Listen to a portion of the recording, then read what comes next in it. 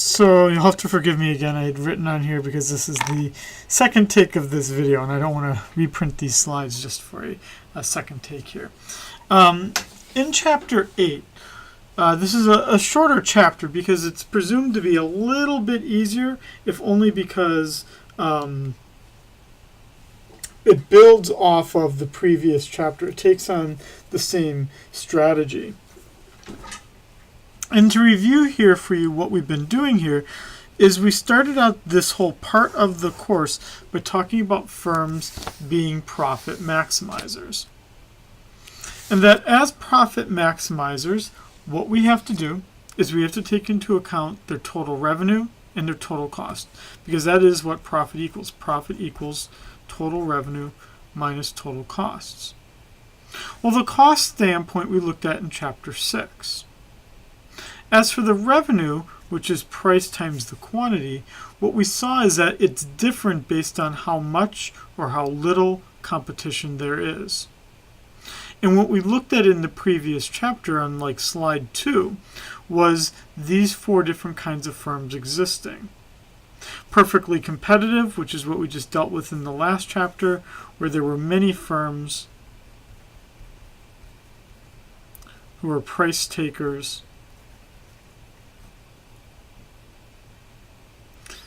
And now we're looking at them as monopolies. These are going to be firms where this is going to be an industry where there's only one firm. And that one firm is exactly the opposite in terms of price. Instead of taking the market price as given, they make the market price. And then in the next chapter, we're going to look at these other 2 types of competition, the oligopoly and the monopolistically competitive firm. So then the question becomes one of, what is a pure monopoly or a single price monopolist? These are industries where there is only one firm. The thing that they sell is unique to that firm. So that one firm, as a result, gets to determine the price. And what makes them able to sustain that pricing power is the fact that no one else can enter that industry and provide competition which would drive down the price. So firms then don't compete on the basis of price, rather they engage then this single price monopolist or this pure monopolist instead engages in non-price competition. In other words, they advertise their product with public relations perhaps, or they otherwise advertise their product in a way that gets you to buy it without appealing to the fact that you want something as inexpensive as possible. Now, monopolies, so for perfect competition, you probably were thinking like, wow, why is Scheiding not giving us really any examples? Well, the problem with perfect competition is that there's not a lot of examples of it existing in the real world, which would then probably lead you to say, well, then why were you doing it, Scheiding? Well, the reason why we were doing it was because it makes understanding the monopoly a little bit easier.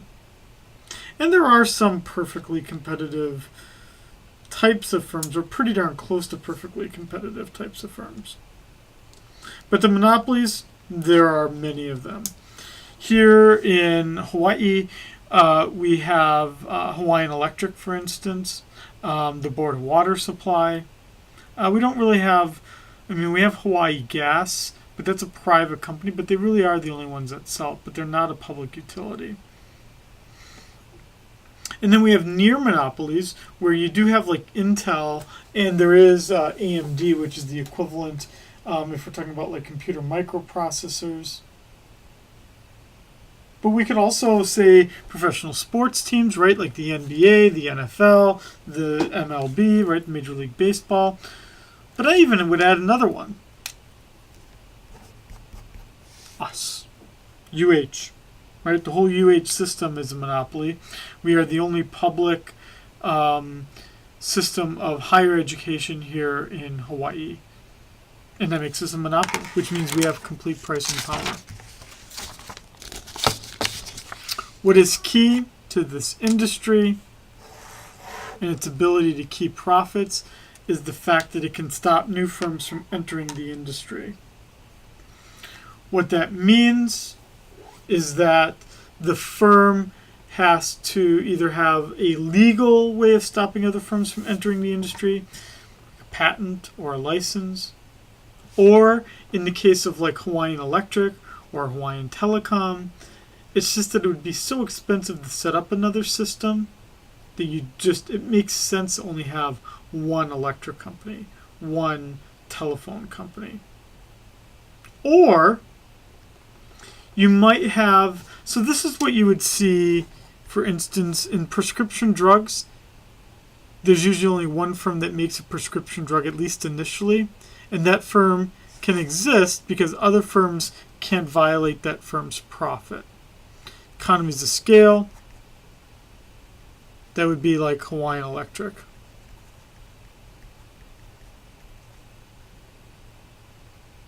As for ownership of essential resources, it's a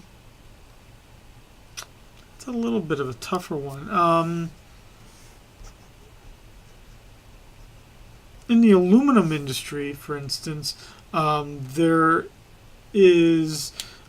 one firm called Alcoa, which has almost a near monopoly over the making of aluminum, because to make aluminum you need a material called bauxite, and Alcoa, the aluminum company of America, owns a great deal of the bauxite. Your other one here for pricing, that's actually in our case here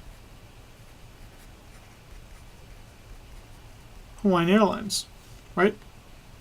That for some of the travel between Honolulu and the other islands, there really is only a Hawaiian Airlines and maybe Island Air and Mokulele Airlines, but for the most part, Hawaiian Airlines has a monopoly over flights to between the islands. Because what they can do in terms of pricing is, if a new firm enters, they just drive that one firm out of business until they just can't maintain it, which is what they did to Island Air, at least the first time around. When we look at that demand then in the entire monopolistic industry, is that one firm is the industry. They are the only firm that exists. And so because they are the only firm that exists, then their demand curve is the market demand curve. And because they are the market demand curve, then the idea, at least on some level, is that that firm faces a downward sloping demand curve. And that downward sloping demand curve is like the regular kinds of demand curves that you've seen thus far. So it's not horizontal like it is for the perfectly competitive firm.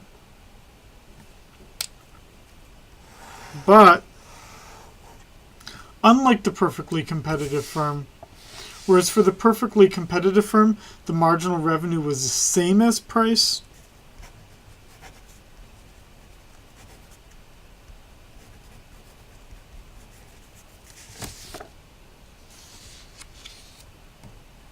for the monopoly,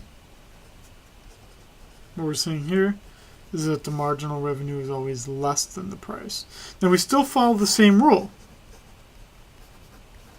of marginal revenue equaling marginal costs. So that's going to have an impact here. So let's look at it from a tabular framework here, or a table. In terms of a table here, what we're going to have is I'm going to be looking at my marginal revenue, and I'm going to be looking at my marginal cost. And again,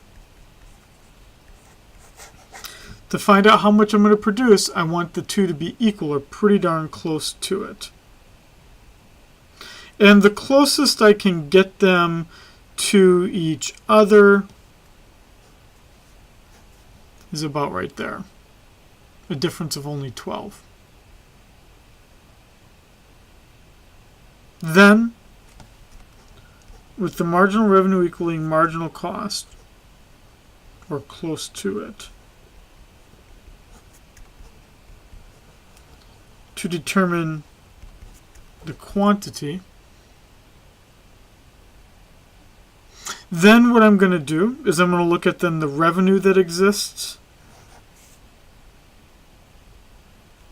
and the cost that exists.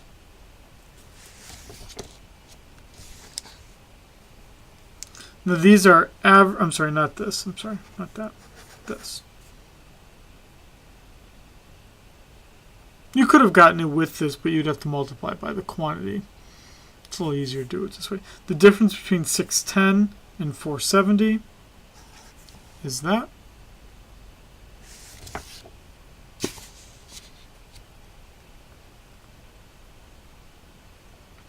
And then I want you to take note of the fact that in terms of the price and the marginal revenue, that except for the very first quantity, that the marginal revenue is less than the price. Well, what you would see here is that if this firm is setting marginal revenue equal to marginal cost, or pretty darn close to it, that they are maximizing their profit.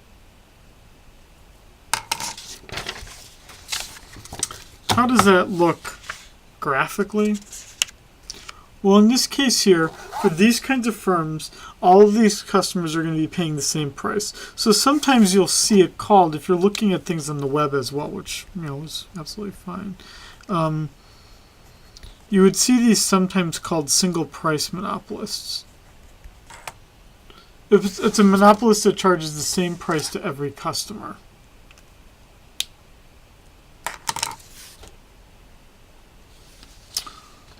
So the consequence that this then has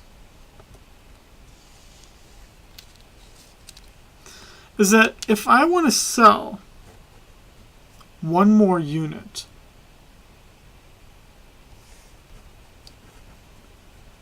selling one more unit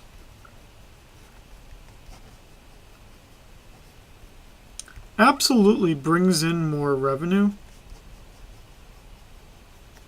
because I am selling one more thing. But to sell one more thing,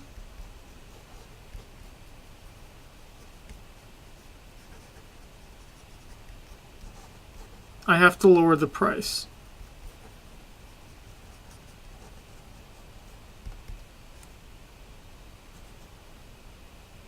For all customers. So I have to lower the price, and I have to do it for all customers. And that's exactly what you're seeing here. Is that in terms of demand, I am gaining $132 because I'm able to sell one more unit. But I used to have customers that were paying $142 or $10 more than what they're going to have to pay if I'm selling 4 units. So thus I'm losing $30 because 3 units are being sold for $10 less, but I'm gaining $132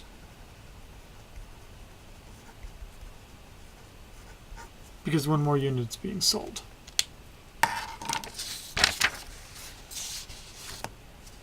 So that is why, that previous slide is why the marginal revenue is always less than the price. The marginal revenue is always less than the price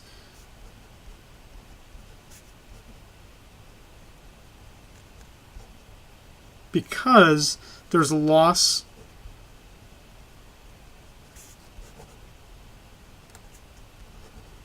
of revenue from charging your previous customers less. That $30 loss. That means that the marginal revenue will always be less than the price. But then what happens here? Let's just add to this. What happens is that I draw a marginal cost curve here. I'm going to set my marginal revenue equal to my marginal cost. And then I'm going to have to go up to the demand curve to find the price that's going to be charged. Down to here to find my quantity. So step 1 is still setting marginal revenue equal to marginal cost to find out how much should be sold. But then you have to go up to the demand curve to find the price. You did not have to do that. The first step is the same as perfectly competitive firms. But the second step is different. And the second step is different because the marginal revenue is less than the price.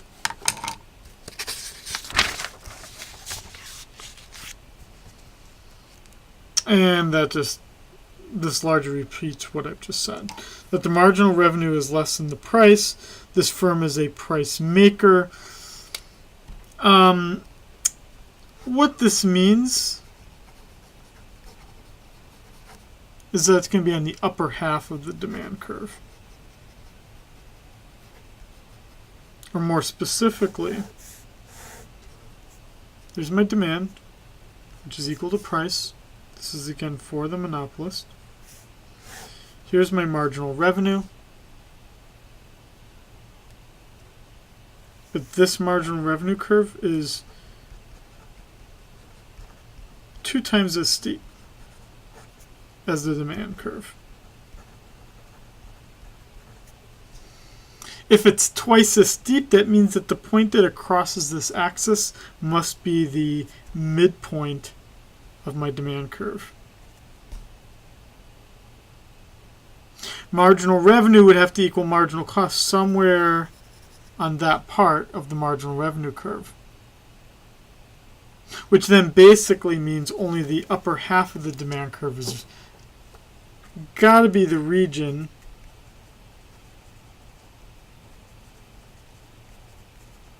where marginal revenue would be equal to marginal costs.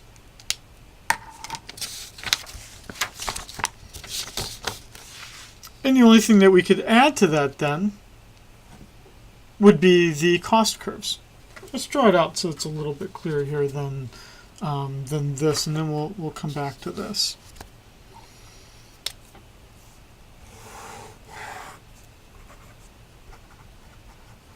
So again, this is a monopoly. Let's say that it's an unregulated electric industry. I don't want to get into most electric companies are regulated. I don't want to get into that for right now. For right now, let's just take it as this is a electric company that gets to set the price as it wants. Here's my Q. Here's my demand. Drawing my marginal revenue curve, twice as steep. Then drawing a marginal cost curve here. I'm going to set my marginal revenue equal to my marginal cost. That's going to determine my quantity. Then I'm going to go up to my demand curve to find the price that I'm charging. Now what that does is that sets up for me what my revenue is going to be. That's going to be that rectangle, right? Because total revenue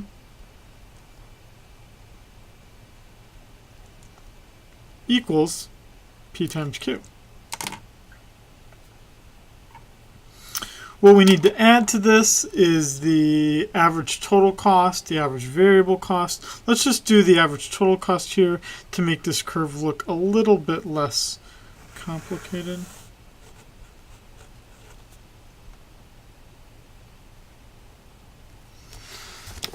So that my cost now at that quantity would be right here.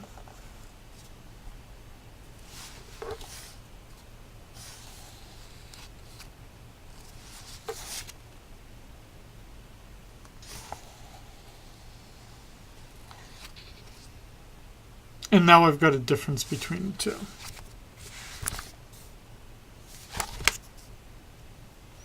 That difference between the two being my profit.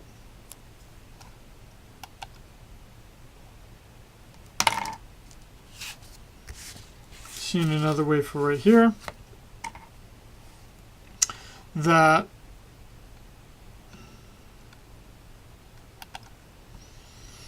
for this kind of firm, MR equals MC. First step, up to the demand curve to find the price. Let's put that as step 2. MR equals MC. Up to the demand curve to find the price. And then step 3 would be saying, okay, well, what does the cost to produce 5? Well, that's right here. And so then the difference, in this case, is a positive difference, which would be a profit.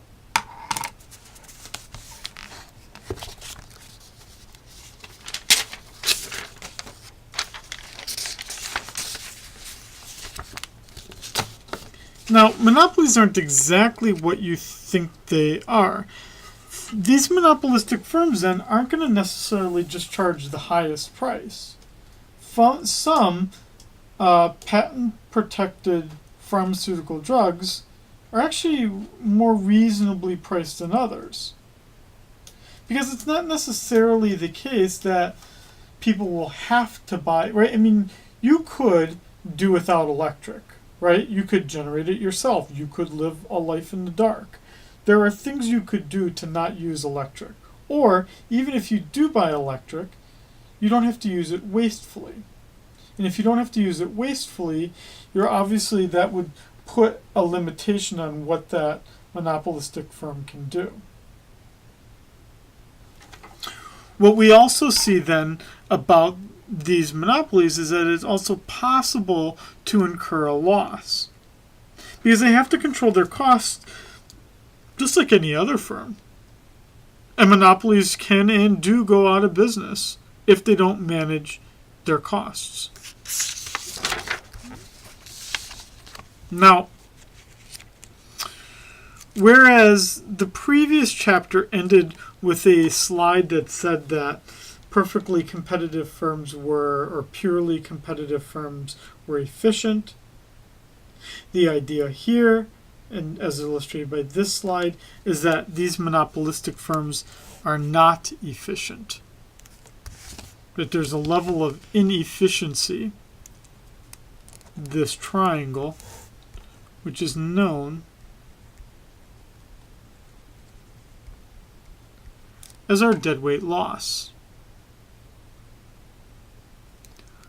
We can measure this amount of inefficiency by the fact that monopolistic firms face an incentive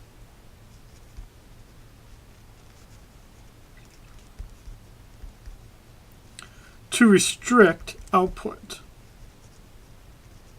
Right? They face that incentive because if they were to try to sell more, they would have to lower the price, and again, they would have to lower the price to all customers.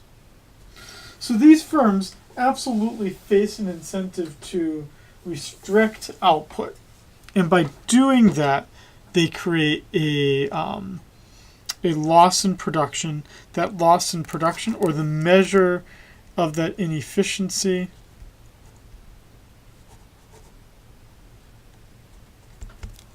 is known as the deadweight loss. There is no deadweight loss when we're talking about a purely competitive market.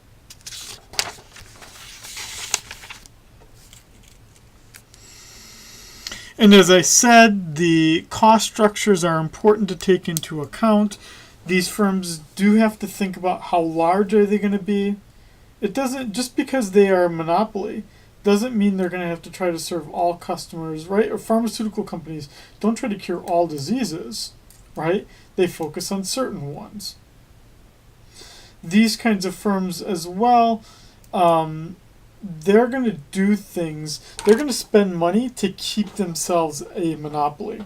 That means they're going to engage in rent-seeking expenditures. So they're going to lobby, right, to remain a monopolistic firm. they don't want to, right? Hawaiian Electric spends money on stopping solar power coming to Hawaii because that's a competitive force for them. So of course they would spend money to remain a monopolist. These kinds of monopolies as well have a sort of a mixed history on how much you're going to spend on advancing technology. It used to be the case that there was only one telephone company in the United States, AT&T. That company, because they were a monopoly, didn't face a great incentive to advance technology because people needed the phone and they were the only firm out there.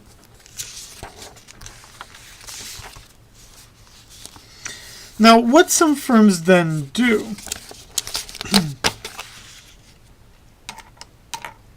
is they may then try to engage in discrimination.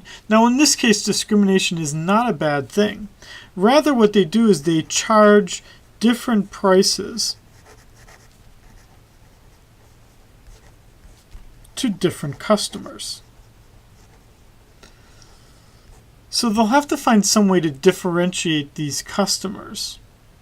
Now, these customers could be different based on, well, the biggest way in which they are different is in their willingness to pay. You see price discrimination quite often. The way that you would see it is the college student discount, right? We all see it, right? When we get the Kama'aina discount, right? There's a separate price for Hawaiian residents versus non-Hawaiian residents. Sometimes there's a military discount. Well, that's price discrimination because I have different customers who have a different willingness to pay, right? So if I want to go to the water park, right, which is here right near Kapolei, if I want to go to the water park, my willingness to pay is much different than someone who's here on vacation. I have less of a willingness to pay because, quite frankly, I live out here, right? And so I can go to the water park anytime I want, and I'm probably not going to go as often or want to go at all compared to a visitor, right, who sees going to Hawaii as a once-in-a-lifetime opportunity. So they're going to be willing to pay more. I'm not willing to pay as much. But at a water park, right, I enjoy the rides as a resident of Hawaii as the same as a non-resident of Hawaii. And so if we're not imposing any cost differences, what if they just charge us different prices so that they get us both to come into the market? Now, the way that they have to do this, the way that they can engage in price discrimination, you notice, is that they have to segregate the market somehow, meaning they make you show an ID to prove that you have that different willingness to pay. Also, I can't resell my ticket, right? I can't resell my ticket as a resident to a non-resident, right? There'd have to be some way you enforce that. And I need a monopoly. The monopoly to then say, you can't, residents get to pay less, non-residents not as much, because I wouldn't want my competitor to say, you know what, everyone just gets to pay a lower price. I can't have it work that way. Why would I engage in price discrimination? In a really cool sense, because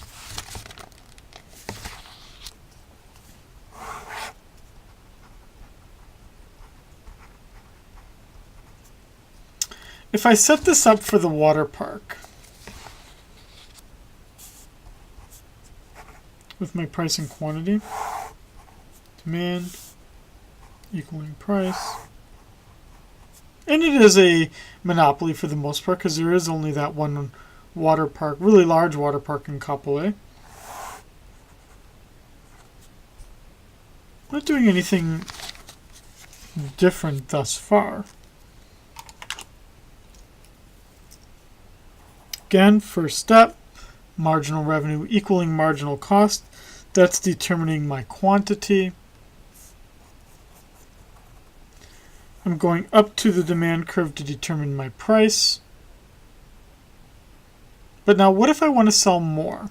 Well, let's highlight this here first. That triangle that I just created, That's again my deadweight loss, my loss in efficiency. And previously what we would have said is that if I want to sell more, I'm just making up this. If my quantity was 10, then the price I could charge was 9. Previously, under a single price monopolist,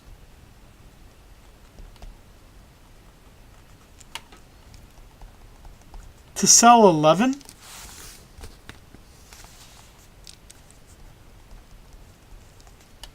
my price would have to be something less than 9.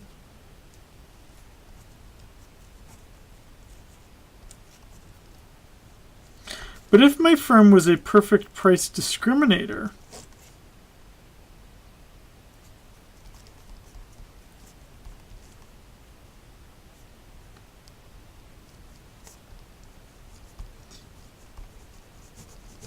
then I can sell 10, 11, 12, whatever I want, but everyone's price is different because everyone has a different willingness to pay. What that means is that for the perfect price discriminator, and only for that kind of discriminator, their marginal revenue is the same as perfectly competitive firms. Which means perfect price discriminators, if they are the monopolist, have no deadweight loss.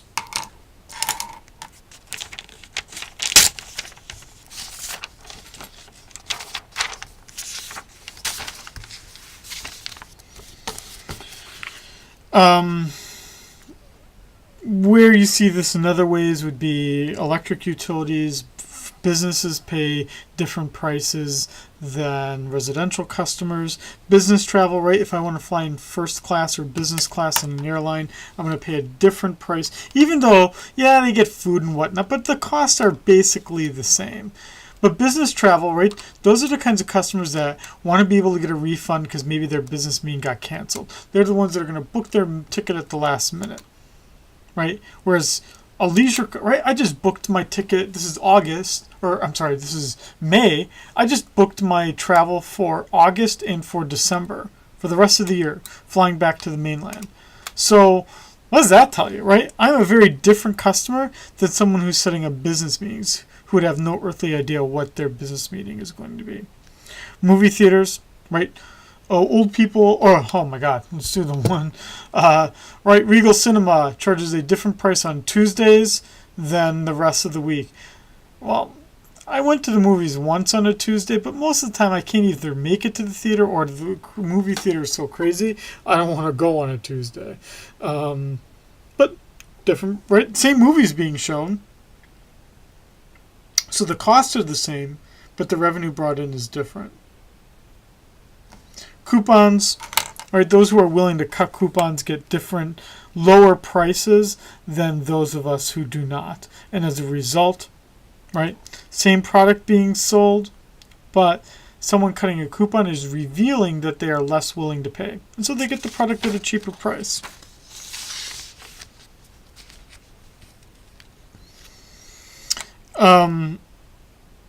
This isn't really necessary at all, and I don't believe there are any questions about it on the homework.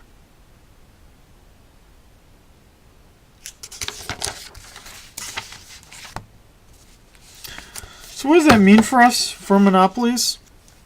Is that a society then has to decide what they're going to do with a monopoly. They could either force the firm to break up, which is what they did with AT&T. As the only phone company in the U.S. up until 1980, basically the U.S. Supreme Court just said, you know what, you can't just have one phone company. Like, it's not right. There's a huge efficiency loss. So the firm was broken up into smaller telephone companies. The one we have out here, Hawaiian Telecom. That was a split off from AT&T. Verizon used to be one is a split off from AT&T. Verizon used to be part of the Northeast's, what they called the baby bells, or the ones that were broken off from AT&T. What if society could do as well is they could say to the monopoly, you know what, you need to exist, but the government's going to get to determine everything for you. That's the way that it exists for Hawaiian Electric, is that the government gets to determine the price that Hawaiian Electric charges. Or they could just say, you know what, let the markets figure it out. And if someone can make a better buck in doing the job than a monopoly can, then that firm should deserve to exist. That's kind of the way that it exists for Hawaiian Airlines, is that there's nothing that stops airlines.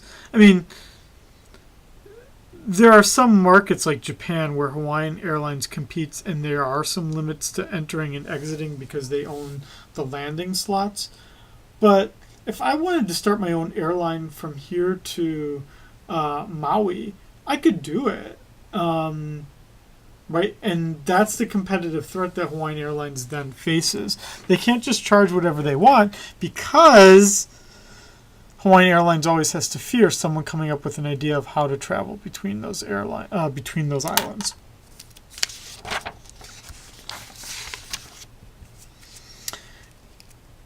And so what that does for us is that gets us to then thinking about things then globally, is that these global companies can exist that have large market power over the market. So like, for instance, Michelin tires in France. That's not only big in France, but around the world. Well, this is a little bit older here, but Nokia in terms of phones, tells you how old this thing is. Sony in terms of electronics. These are firms that have a lot of market power and are near monopolies in their industries, which means that they have a great deal of market power.